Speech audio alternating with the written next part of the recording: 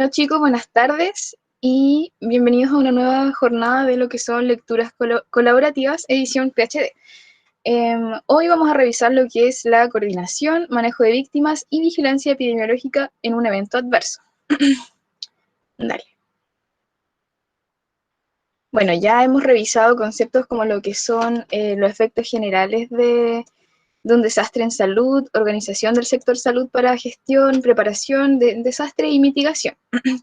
Ahora vamos a partir con lo que es la coordinación de las actividades de respuesta ante un desastre y evaluación de necesidad en salud. Esto va a hacer referencia a los aspectos que se deben tener en cuenta y cómo se deben enlazar para poder dar una respuesta al momento de un evento adverso. Dale. En primer lugar, vamos a mencionar al Comité Nacional de Emergencias. Este comité es un organismo conformado por varias entidades según sea la naturaleza del desastre y se va a encargar de coordinar las respuestas de estas mismas. Por ejemplo, va a tener funciones de movilización de recursos, transportes, telecomunicaciones, decisión de pedir ayuda internacional u otras cosas. Usualmente está presidido por una única persona, que es el presidente de la República, que trabaja coordinadamente con el coordinador de salud, como lo puede ser el ministro, o pueden trabajar a la par. Y cabe mencionar que la ONU ha conformado un equipo de gestión en cada país para algún desastre y trabaja a la par con este comité nacional. Aquí podemos ver abajo su organización y los miembros principales que lo conforman. Dale. ¿Qué ocurre en Chile? Bueno, tenemos que mencionar en primera instancia que existe un comité de protección civil que va a trabajar junto a instituciones y organismos del sistema de protección civil de un área determinada, como región, comuna, etcétera, y va a representar las acciones de prevención, mitigación, preparación y cumplimiento de planes y programas. Se va a encontrar a nivel regional, provincial y comunal.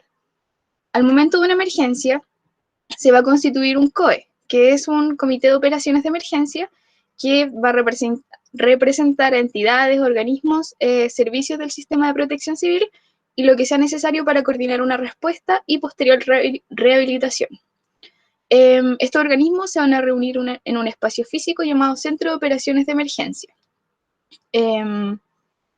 Según la magnitud del desastre, la presidencia de este COE va a ser asumida por el ministro del Interior. Usualmente en nuestro país pasa esto. Puede ser un intendente, un gobernador o un alcalde. Y van a estar asesorados por lo que es el director de Protección Civil y Emergencia, que van a tomar el mando de coordinación.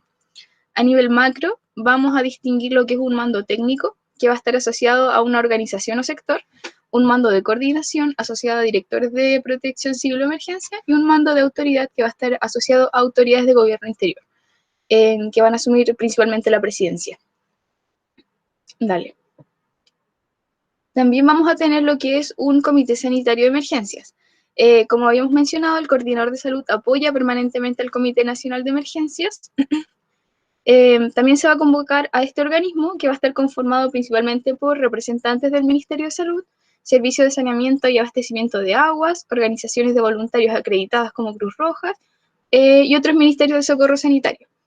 Lo que van a hacer va a ser principalmente apoyar este Comité Nacional de Emergencia, este COE en Chile, realizando actividades como coordinación de transporte, administración de suministros, coordinación de voluntarios e integrar todo esto.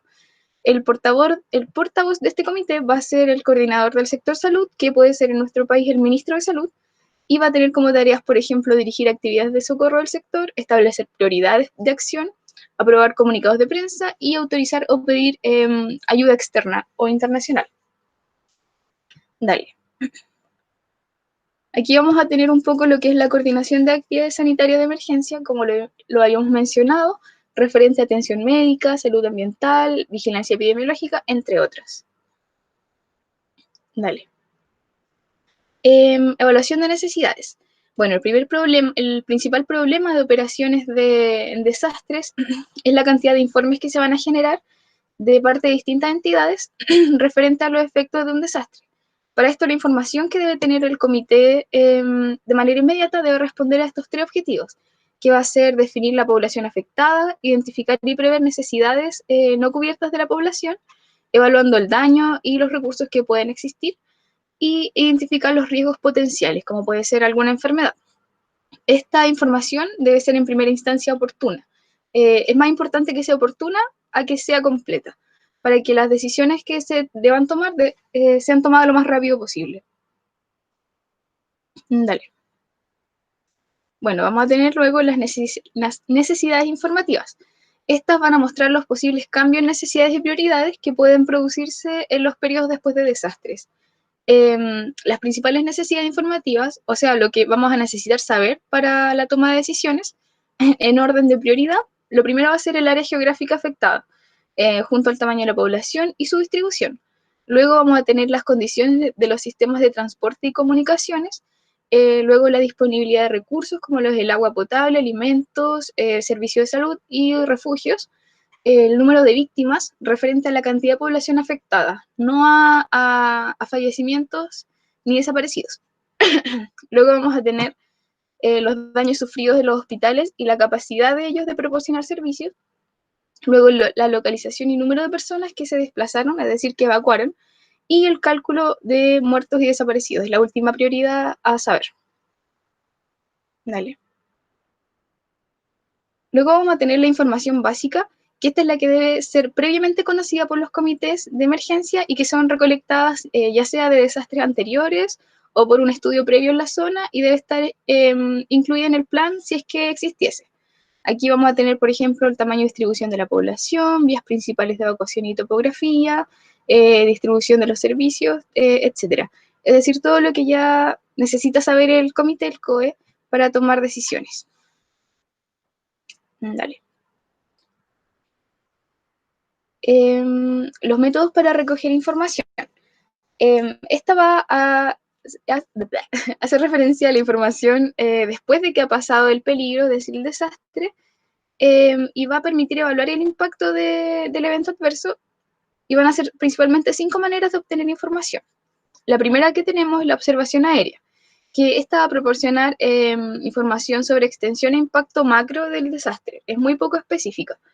Vamos a tener informes de la comunidad y también de trabajadores de ayuda humanitaria, y que son recibidos de parte de líderes comunitarios o autoridades locales, como puede ser una municipalidad, pero suelen ser incompletos y poco fiables porque también se les califica de exagerados, así que no son una fuente muy fidedigna para toma de decisiones.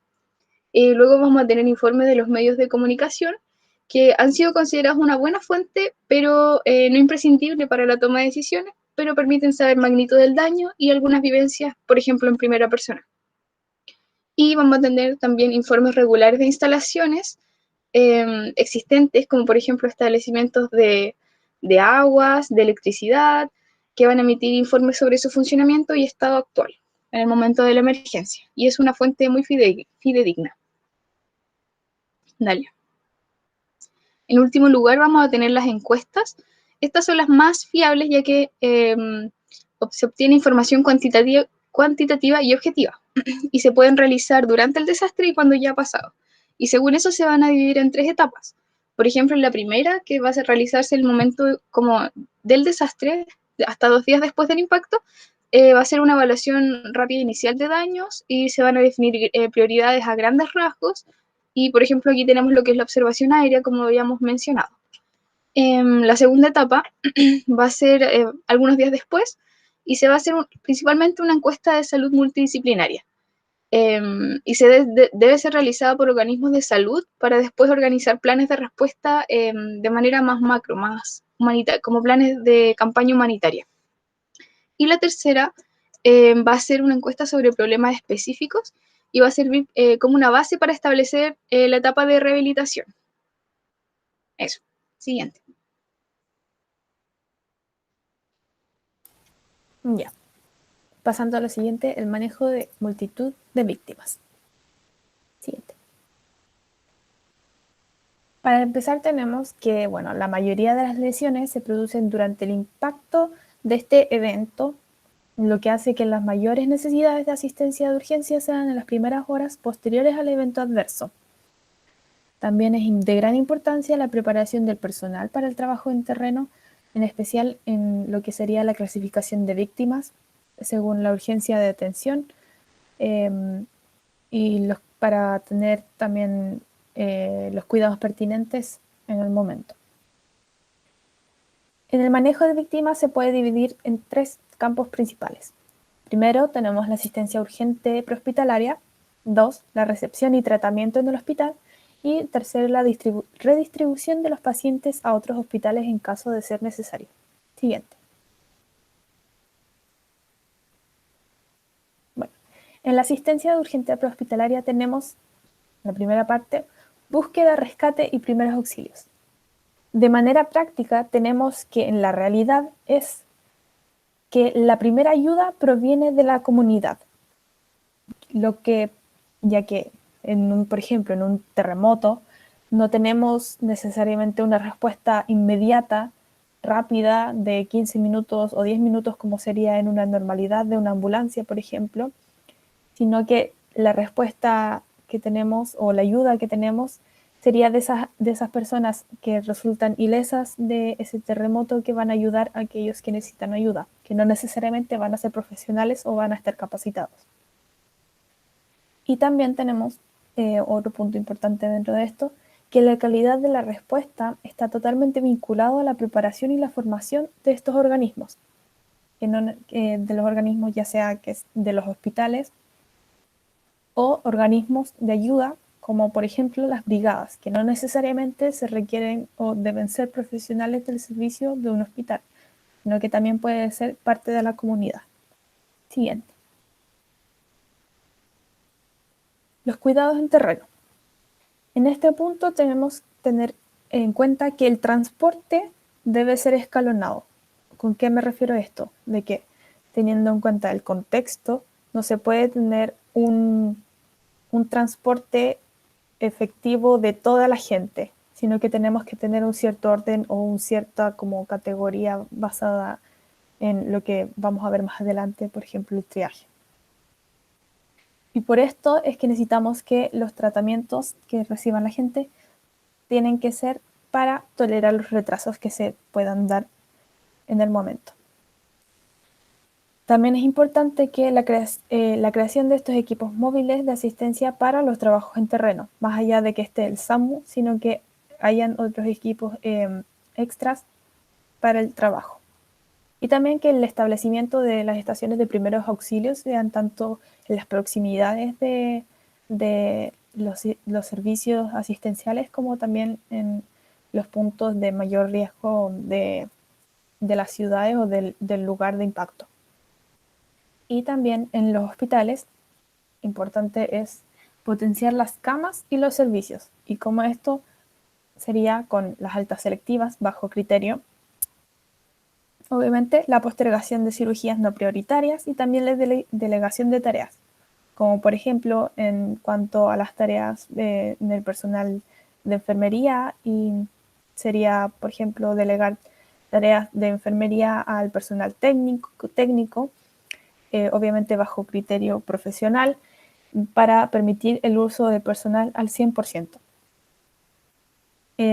Otro punto también que se mencionaba que es importante, que es para evitar el pánico dentro de la gente, es establecer un centro de información con apoyo, por ejemplo, de la Cruz Roja, que se mantenga abierto las 24 horas del día para responder preguntas de familiares y amigos de aquellos de los pacientes. Y disponer de espacios y servicios mortuorios adecuados. Siguiente. Ahora ya pasando a lo que es el triaje. Como definición, es una clasificación rápida de los heridos según la gravedad de sus lesiones y la probabilidad de su supervivencia si es que estos reciben los cuidados médicos rápidos. Obviamente este triaje debe ser adaptado a las capacidades locales disponibles tanto en personal como en material. Tenemos que en el terreno se aplicará para determinar tanto la atención como la prioridad de transporte a otros servicios, ya sea de mayor complejidad o de especialidad médica. Y esto sigue un sistema de colores, que tenemos la prioridad más elevada, que es prioridad, como diríamos, 1, con color rojo, en la cual tenemos que su pronóstico inmediato o a largo plazo puede mejorar significativamente con un cuidado intensivo sencillo. Después tenemos la segunda con amarillo, una prioridad media, tercera verde, con los cuales son pacientes ambulatorios, y la prioridad más baja tenemos el negro, que se aplica a los pacientes que están moribundos o que requieren de mucha atención o que no necesariamente significa o que no necesariamente con la atención que requieren la recuperación va a ser certera.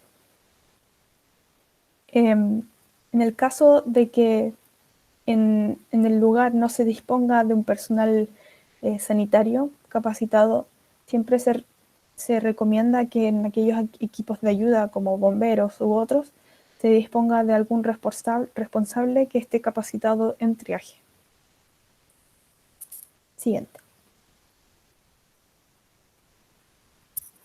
Bajo estos contextos siempre es importante la identificación, ya que dentro de todo el caos debe mantenerse este orden y dentro de todo no perderse la procedencia de la gente y también obviamente quiénes son. Entonces, la identificación es necesario tener el nombre, edad, sexo, lugar de origen, como dije, su categoría de triaje, diagnóstico, tratamiento inicial. Y bueno, se explicita que idealmente se debe tener un diseño general, el cual debe ser parte del Plan Nacional de Desastres, pero en la página del ONEMI, o al menos a disposición de público general, no se disponen en anexos o alguno, no se dispone de alguna imagen u otro que esté que tenga algún tipo de diseño de identificación como para presentarles. Entonces aquí en la imagen a la derecha tenemos una etiqueta general de triaje, donde abajo tenemos los colores con los códigos, tenemos para escribir la información general del paciente y también otros datos en cuanto a cómo está, si es que requiere otros tipos de atención. Y también tengo acá las pulseras, que se pueden, es otro tipo también para el triaje, que es un tipo de muñequera donde es dispensadora de estas pulseras de triaje con los distintos colores, con el sistema de colores, donde uno puede anotar los distintos parámetros como la saturación, frecuencia cardíaca, frecuencia respiratoria, Glasgow, entre otros. Siguiente. Ya en otro punto de recepción y tratamiento del hospital, tenemos que en la estructura nacional se debe hacer una pequeña reorganización del funcionamiento normal, ya que necesitamos establecer un equipo de mando de división médica, de enfermería y administrativa, el cual dirigirá al personal a los lugares según el plan que tengan establecido establecido y movilizar el personal y los recursos adicionales necesarios. Siguiente. Utilización de procedimientos terapéuticos. En esto se refiere que los procedimientos estos deben ser económicos, tanto en lo que se refiere a personal y materiales. El objetivo de esto es salvar más vidas y evitar complicaciones o problemas secundarios graves. Un ejemplo de esto es tener elegir básicamente un procedimiento o tener un protocolo de procedimientos básicos o generales, por ejemplo, para un uso amplio del debridamiento de heridas o aplazamiento del cierre de las heridas primarias, o por ejemplo aquí, que sale en las imágenes, en vez de hacer uso de yeso circular, hacer el uso de férulas de yeso. Siguiente. Y por último tenemos la redistribución de los pacientes entre hospitales. Y en esto es básicamente hacer funcionar la red hospitalaria. Aquí se muestra una figura que es del libro de nuestra bibliografía, que básicamente es los recursos de los hospitales que se encuentran en la red. Es básicamente los especialistas, las camas, cirujanos, enfermeros y otros para tener algo gráfico para saber qué es lo que se encuentra disponible al momento de si saber derivar o no. Siguiente.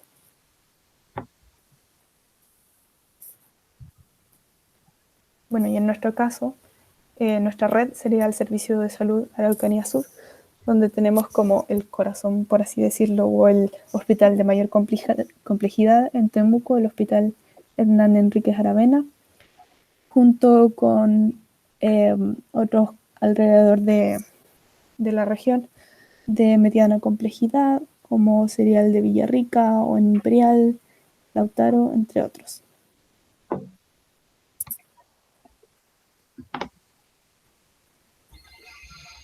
Muy bien, para concluir la que vendría siendo la presentación, se hablará sobre la vigilancia epidemiológica y el control de las enfermedades después del desastre.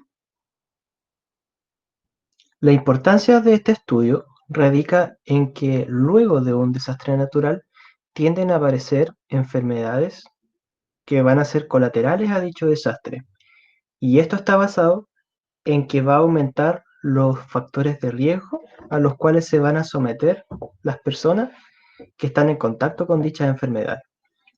Entre ellos podemos nombrar la densidad de la población, la cual se caracteriza por un aumento de la cantidad de personas que van a encontrarse en un mismo lugar.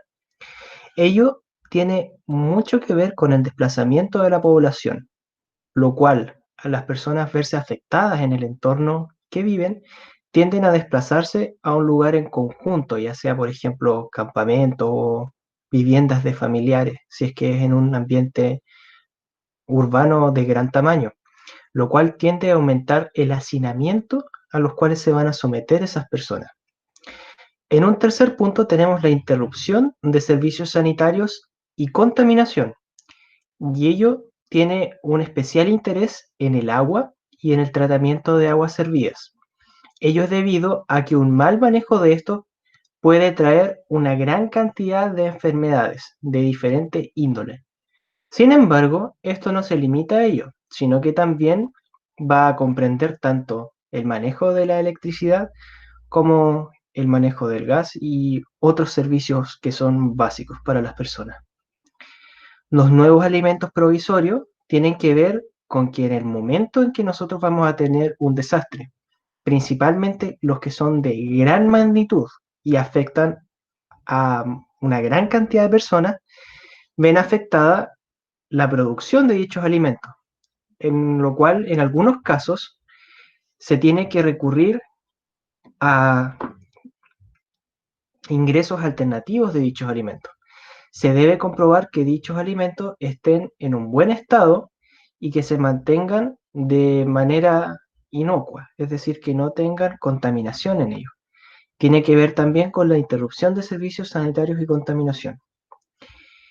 La desorganización de programas de salud pública tiene que ver con que muchas veces los servicios que vienen establecidos antes del desastre se ven alterados y tienden que ir hacia otras prioridades, principalmente a una mayor atención de la gente en estado crítico en el momento del desastre y post desastre en la atención de las personas que quedaron con las secuelas de dicho desastre.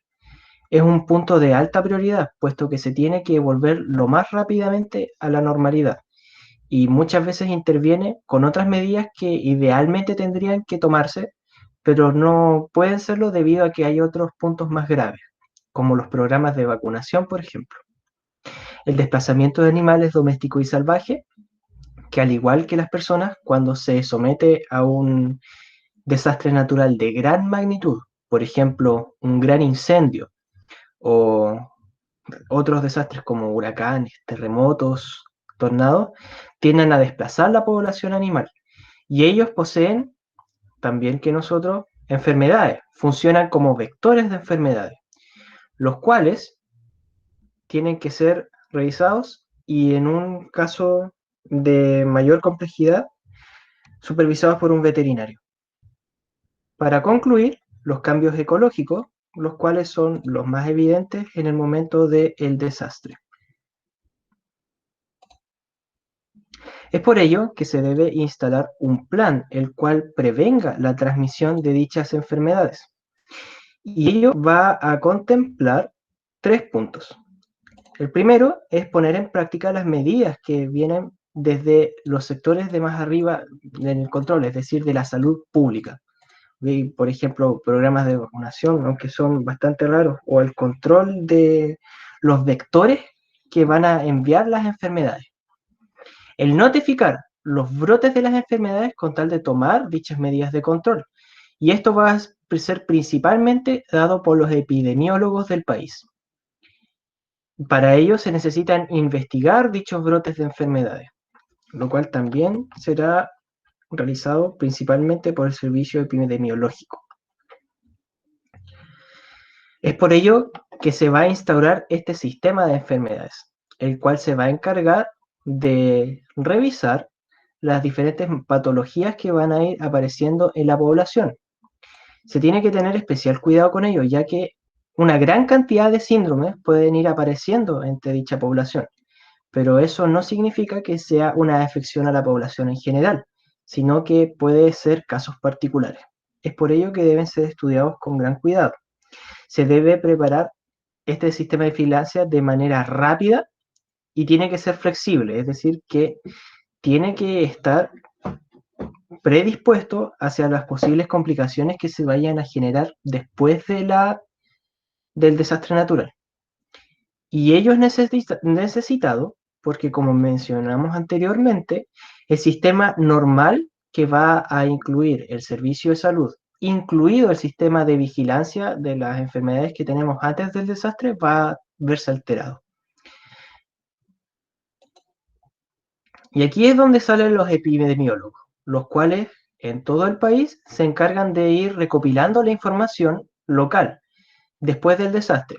Tenemos que tener en consideración que la mayoría de estas afecciones ocurren varios meses después del desastre, o semanas en algunos casos. Es variable. Estos epidemiólogos, y en conjunto con las unidades de salud local, e incluso si es que llegasen a ser desde otros lugares, por ejemplo, universidades o instituciones privadas, tienen que ir recopilando datos. Por ello tienen que investigar las sospechas de brotes que van a ir saliendo, analizando los síntomas y signos que van a ir presentando los pacientes, las áreas geográficas las cuales se van a ver afectadas, como se mencionó anteriormente, y los síntomas que van a evidenciar dichas enfermedades, como se mencionó aquí. Todo esto va a ir recurrido hacia el epidemiólogo nacional, el cual va a ser parte de lo que vendría a ser el subcomité de vigilancia y control de enfermedades del Comité Sanitario de Emergencias. Y él, mediante la interpretación de los datos obtenidos, en ayuda con el resto de los informes que van a ser enviados hacia dicho comité de vigilancia, va a determinar cuáles son las enfermedades que se van a incluir en este sistema, es decir, en el lugar en donde nosotros vamos a terminar actuando. De esto nace la interpretación de los datos que nosotros vamos a ir recogiendo. Ello va a dar dos posibles resultados.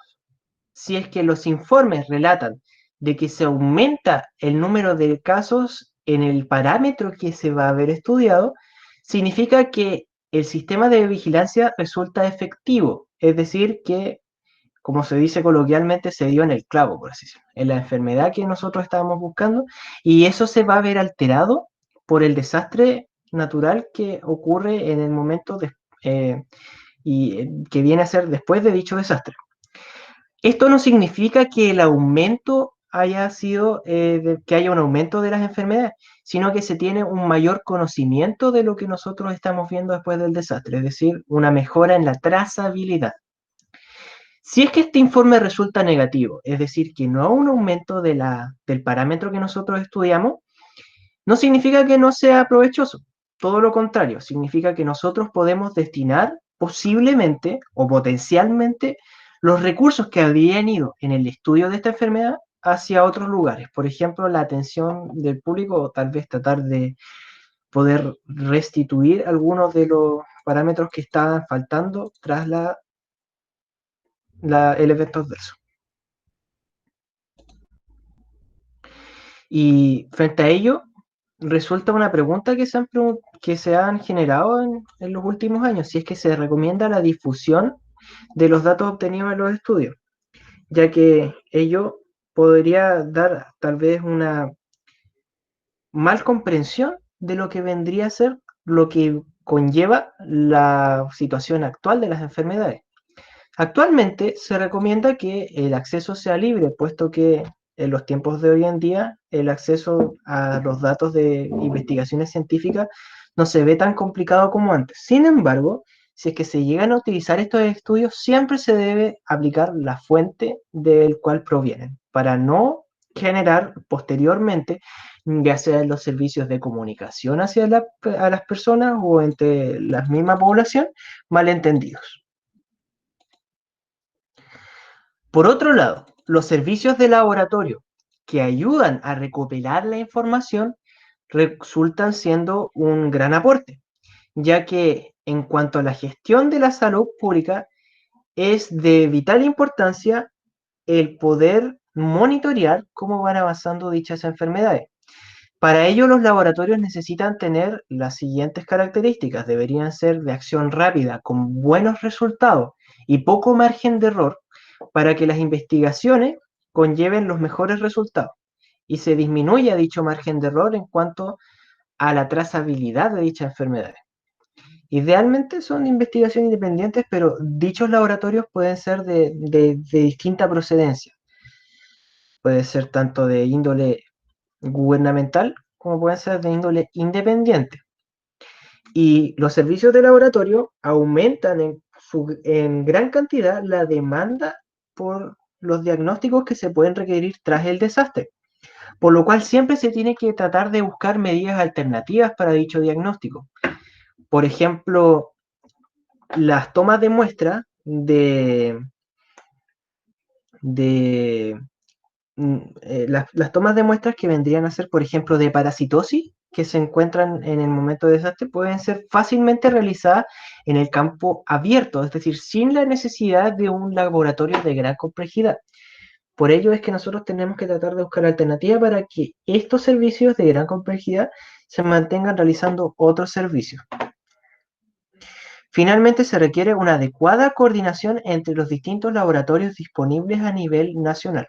Por ello es que es tan importante tener un comité que vaya supervisando estas acciones.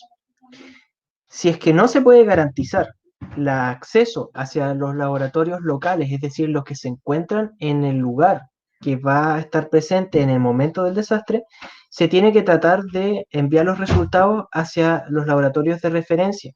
Y eso no es algo fácil, porque muchas veces el acceso a dichos lugares que han sido afectados por un evento adverso tienden a tener problemas.